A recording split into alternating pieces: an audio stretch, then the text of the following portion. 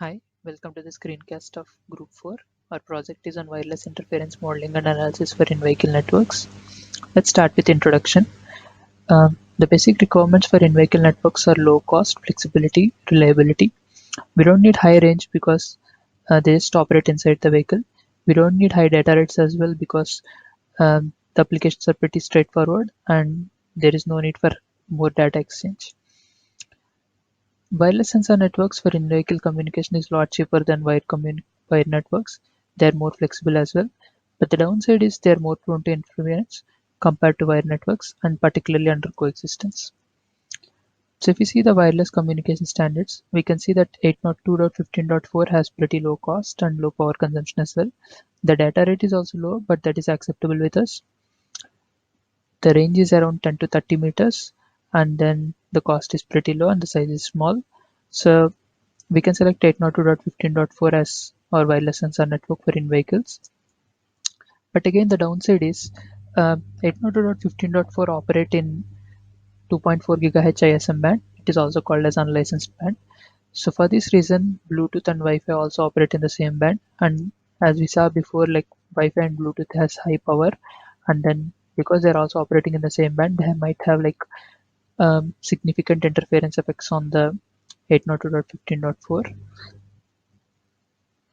So coming to our project, the following are our objectives: modeling internal interference from the experimental data collected for in-vehicle networks under various scenarios, analyze and compare the effects by employing TSCH on the model interference and the experimental interference, provide framework for simulating external interference under given conditions.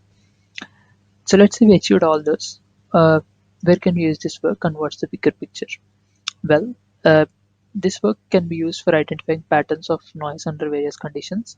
It can also be used as input for future simulations related to in-vehicle networks. And since we build an accurate models, um, it can also be used for building effective channel hopping strategies to minimize interference effects and improve packet reception ratio. Well, before going into the details of implementation, let's understand more about the experimental setup. So this is the uh, model of car and then the experimental setup. So here is a central ECU, and then the sensor is placed at the far end of the car and the distance is around 3 meters. And then the scenarios are basically divided into two categories: in-car interference and out-of-car interference. So these are the following scenarios for in-car interference. The first scenario, audio is streamed over Bluetooth, and the second scenario, file is transferred using Bluetooth, and again in third scenario, file is transferred using Wi-Fi. So the experimental data consists of 300 seconds data for each scenario over 16 channels and sampled at 500 microseconds. So this means we have 2000 samples per second and total of 6 lakh samples per channel. So the total matrix is 16 by 6 lakh uh, data points for each scenario. So this is a contour plot for that matrix, and then we can see like 11 to 14 channels have no interference, and then the noise is spread over different channels, and then yeah, this is for the file transfer. You can see like there is a significant interference on 12 to 16 channels, but the interference is not continuous. You can see in the Wi-Fi file transfer that 0 to I mean like the 11 to 14 channels have significant interference, while the other doesn't have this because the Wi-Fi particularly operates over like 5 channels, and then yeah, that's the reason. So in our project, we used hidden Markov models to identify patterns and extract features from the interference data. And then the reason mainly we used hidden Markov models is because of their simplicity and then wide usage for extracting patterns and features. So this is the Wikipedia definition of hidden Markov. In a probability theory, a hidden Markov model is a stochastic model used to model randomly changing systems where it is assumed that future state depends only on the current state, not on the events that occurred before it. So this means the next state is just depend on. In this section, we'll cover the implementation part of our project. Let's see how we used HMM to model the noise and generate a noise that's similar to the experimental data.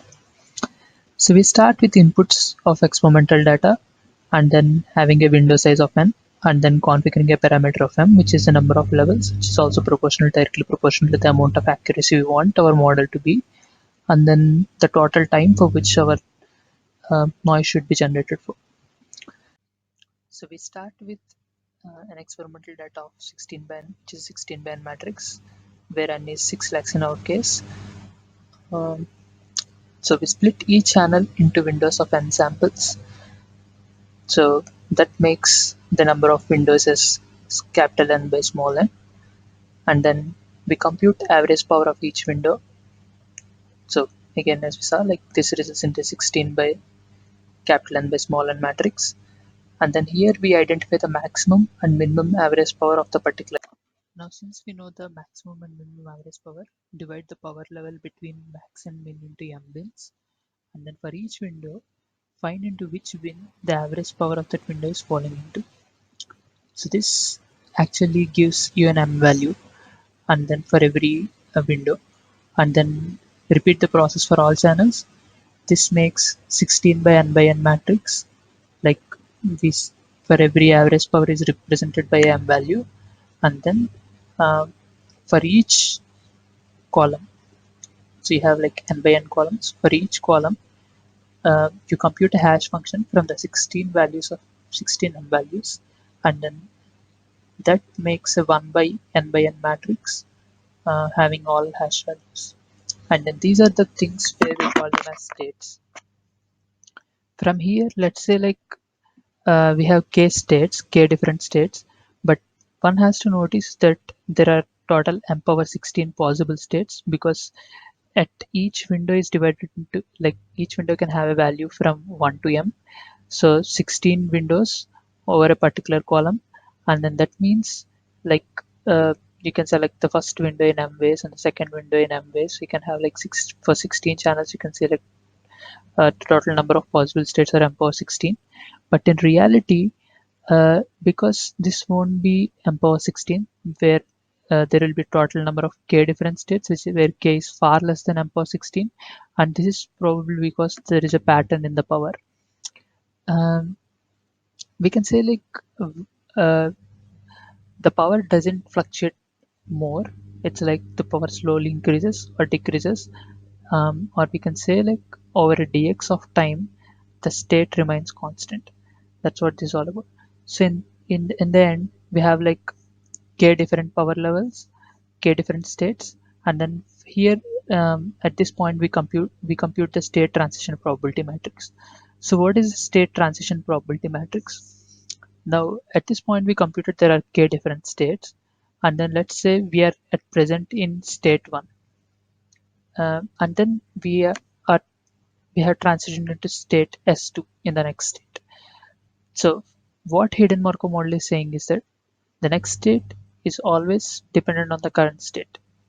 So we form a matrix and then we see whenever there is a state S1 is there, and then we see what is the next state, and then we add 1 to that particular value.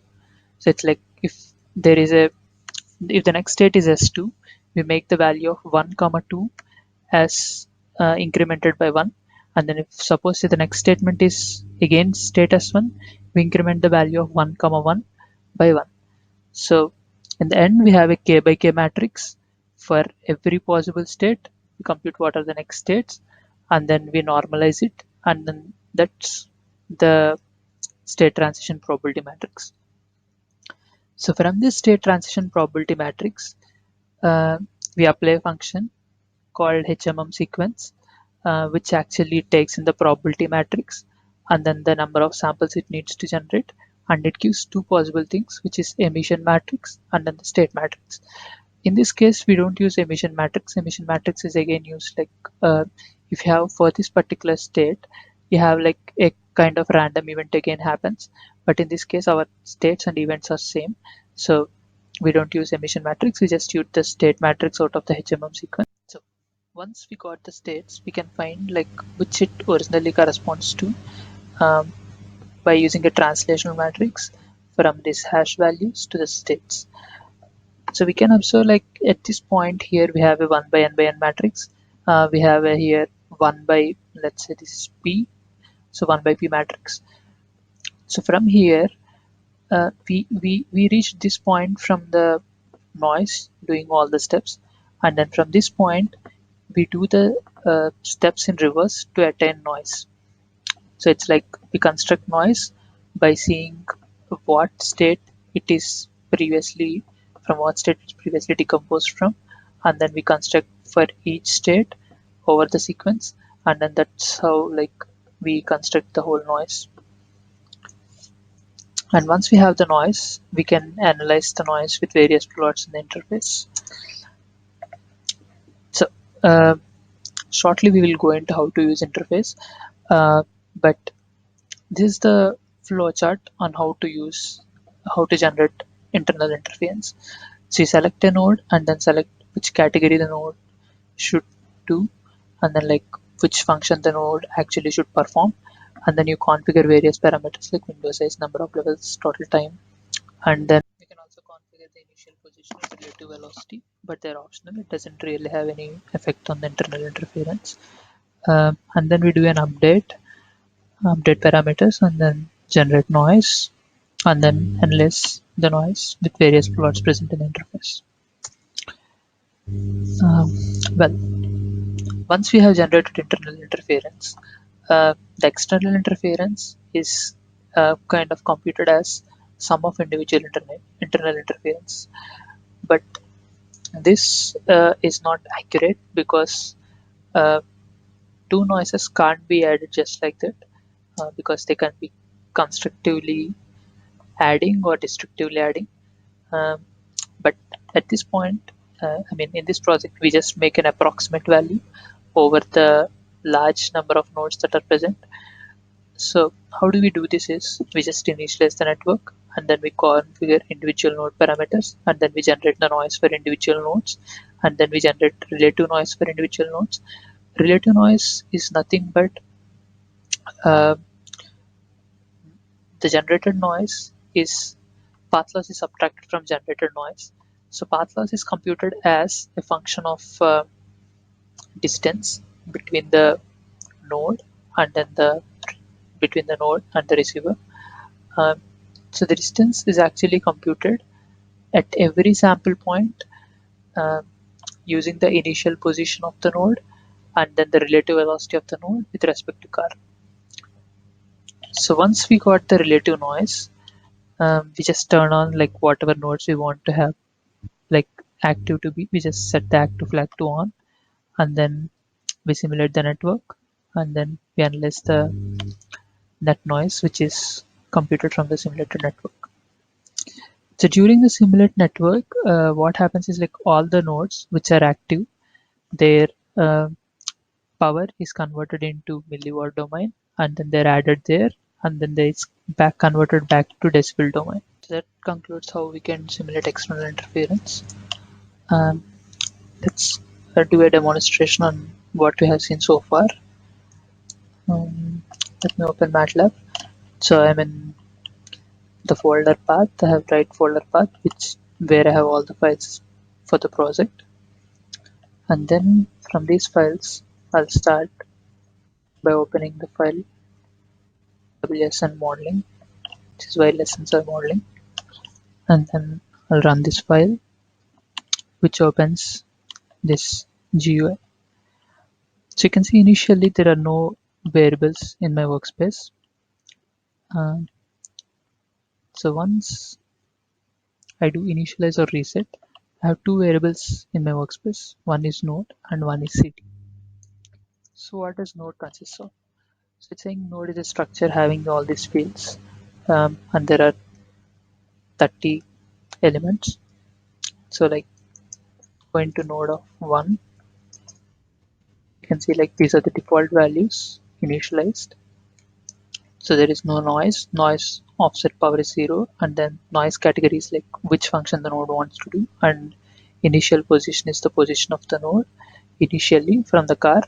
Um, in all these simulations, we assume that car is stable and always present at the coordinate 0, 0, 0. And this is the relative velocity of the node with respect to the car. And this is the relative noise has to be calculated, same as the noise. and then the path loss coefficient of the medium. So we can select, like if the node is outside the car, we can select the path loss coefficient of the medium, and then we can select the window size as we saw in the previous algorithm, and then the number of levels can be configured.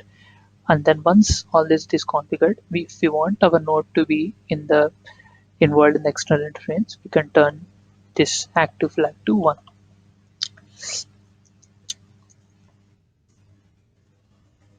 Let's configure individual nodes. So once we have done the initialization, we can configure individual nodes. This opens like this window where we can select a particular node we are interested in configuring.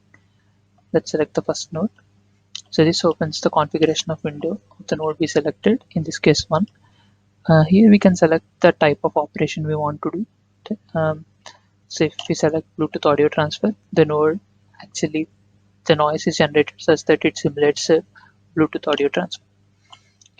And then here um, we can see all the parameters can be modeled, and then this we can see various parameters can be selected here, and then you can play with these things for better accuracy and all. So once if we change any of these parameters, we need to do update parameters, and then we do a generate noise.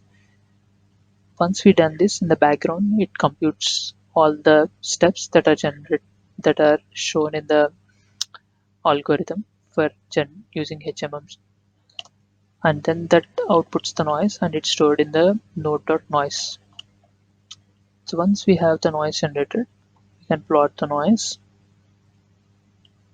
So we can see this is the um, analysis of application of time slotted channel hopping on this noise. You can see the PRP, and then this is the percentage for various scenarios. So you can see like there are various transmit powers. So when the transmit power is high, you have like pretty much more stable. But then if your path loss is high as well, then you actually kind of suffer. So this is how we can generate internal interference.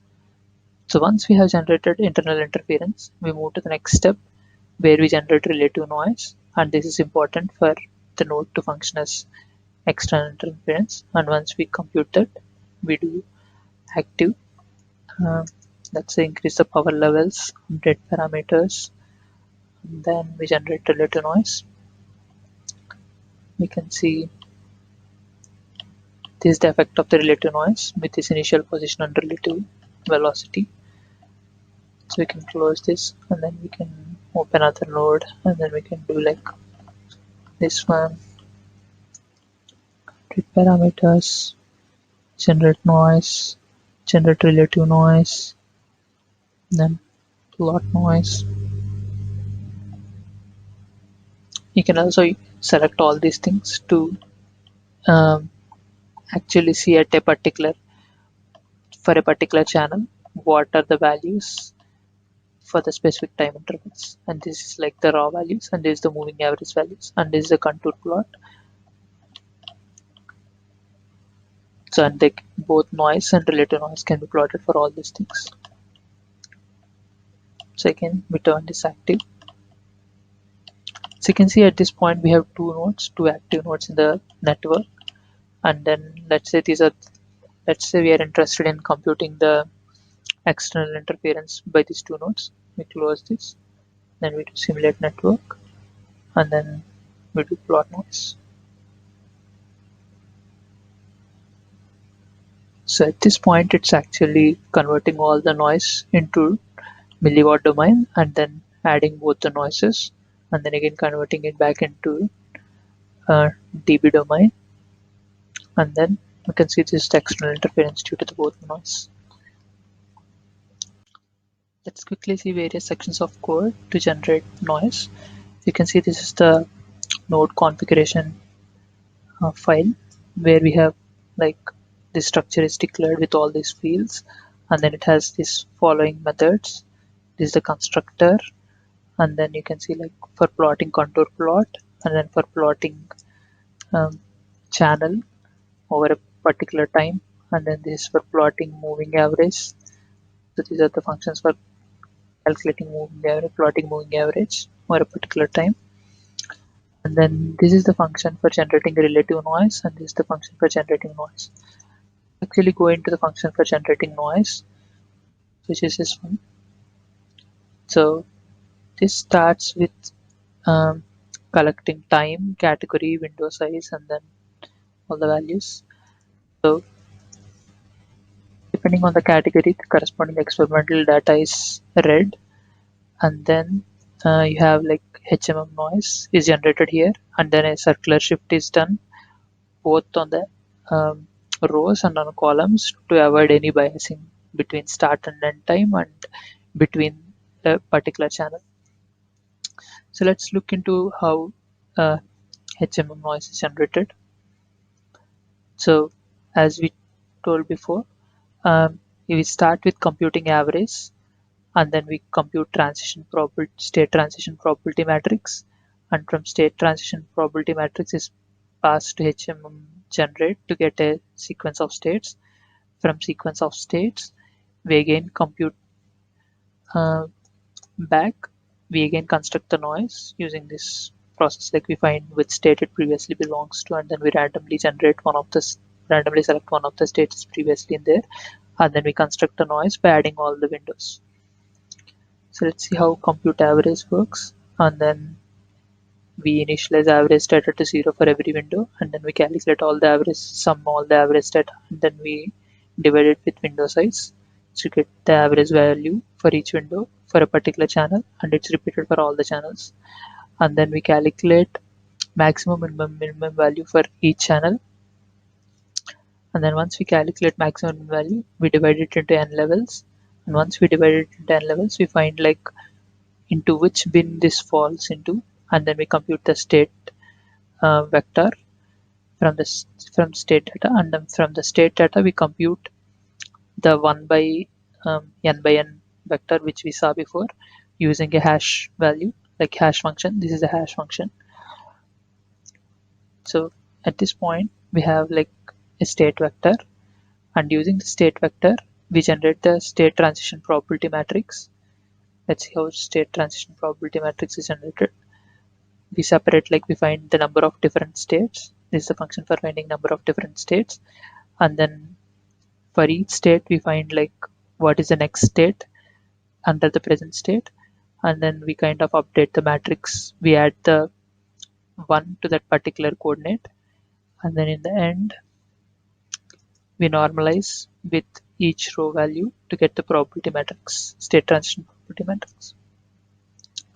So once we have computed state transition probability matrix, we have seen how like HMM generate is used to generate the sequence of states. You can see this is the default MATLAB function given by MATLAB, and you can see like how the state transition matrix is probability matrix are actually used to compute the emission matrix and as well as the states. In this section, we'll see the results and comparison. So this is from the experiment, the contour plot from experiment. This is from model. You can see like these channels are not utilized, and in this case these channels are not utilized, and then there is an alternating sequence between them, and then here also you can see alternate use of channels. And this is the PRP plots by applying TCSH on experimental data, and this is on applying from generated noise, and this is for file transfer. You can see again both are similar, and this is the PRP plot from experiment, and this is from model. Now you can see again this is from experiment and this is from model. You can see like a little inaccuracies there in here. This can be improved by increasing the value of m, and this is the PRP plot from experiment, and this is from model. So to conclude, we developed an interference model for generating internal interference from the experimental data using HMM. We compared and analyzed the results using TCSH with experimental data, and then we developed a framework for simulating external interference. Of course, this is an approximate from a network of configured nodes. Thank you.